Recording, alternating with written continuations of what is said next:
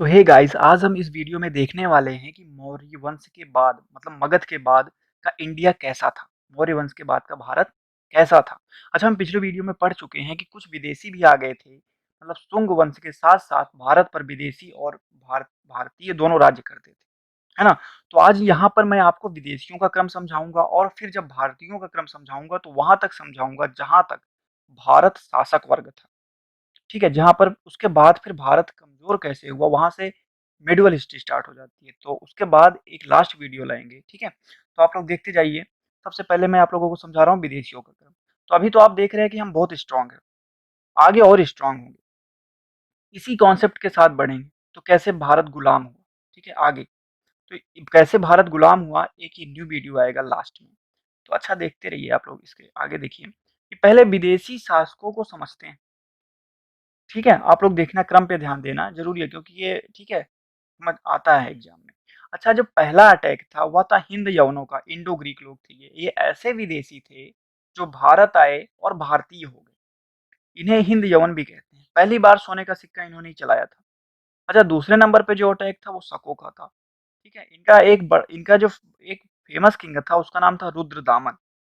और ये हिंदू धर्म को मानने लगा, मतलब जो भी आए उस टाइम पे मौर्य वंश के बाद वो भारतीय हो गए, यहाँ पे ग्रोथ करने लग गए थे। ठीक है, कोई मतलब वो इरादा नहीं था कि चल के कब्जा करते हैं, ये करते हैं। ठीक है, ये सारे विदेशी थे लेकिन भारत में आकर भारतीय हो गए थे।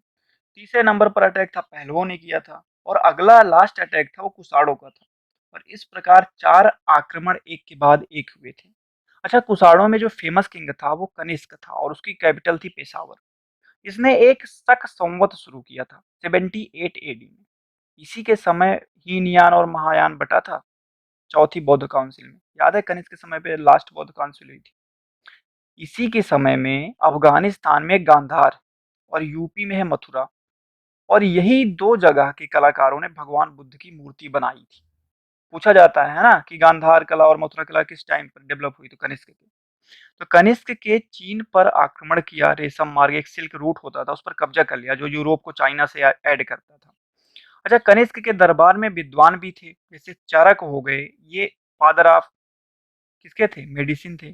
सुश्रुत हो गए, ये फादर ऑफ सर्जरी थे। नागार्जुन थे, ये आइंस्टीन ऑफ इंडिया थे, मतलब इंडिया के आइंस्टीन कहलाते थे।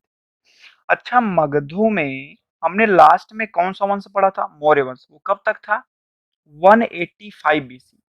यहाँ पे विदेशियों का क्रम था। अब हम भारतीयों को देखेंगे।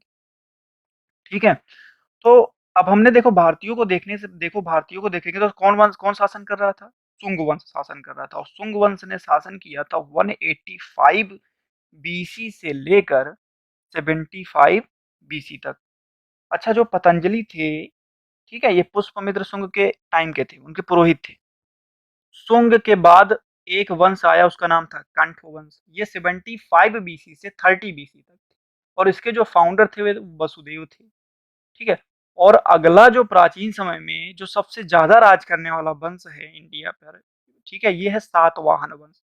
ये 30 बीसी से लेके 300 एडी तक था।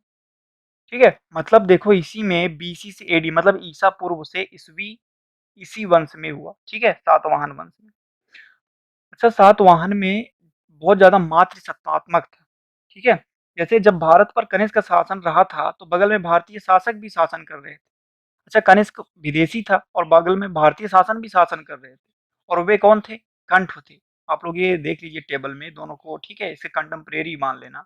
सातवाहन थे। अच्छा, सातवाहन के फाउंडर थे सिमुक। और इन लोगों ने बहुत ही महत्वपूर्ण काम किया। इन्होंने दान, ब्राह्मणों को जमीन दान देना शुरू किया। और शीशे के सिक्के भी इन्होंने ही चलवाए थे, मशहूर हैं। और इनके टाइम पर महिलाओं का बहुत महत्व था। ऐसा यह, ठीक है, यह ऐसा राज्य था जहां माता के नाम पर, जहां पर माता के साथ बेटों का नाम जोड़ा जाता था, जैसे गौतमी पुत्र सातकर्णी। हड़प्पा के बाद यहाँ महिला स्ट्रांग दिखी थी। सारे वंश ब्राह्मण थे। अच्छा, सातवाहनों के बाद एक वंश सामने आया और वो अब तक का सबसे स्ट्रॉन्ग वंश था। और वो था गुप्त वंश, गुप्त डायनेस्टी। और गुप्त डायनेस्टी बहुत ही स्ट्रॉन्ग वंश था। इसके बारे में हम, इस वंश के बारे में एनालिसिस करेंगे नेक्स्ट वीडियो में। यदि आप लोगों की वीडियो पसंद आई हो तो आप लोग तुरंत ही सब्सक्राइब कर लीजिए बिना सोचे। की इस टाइम पे ज़रूरत है। ठीक है?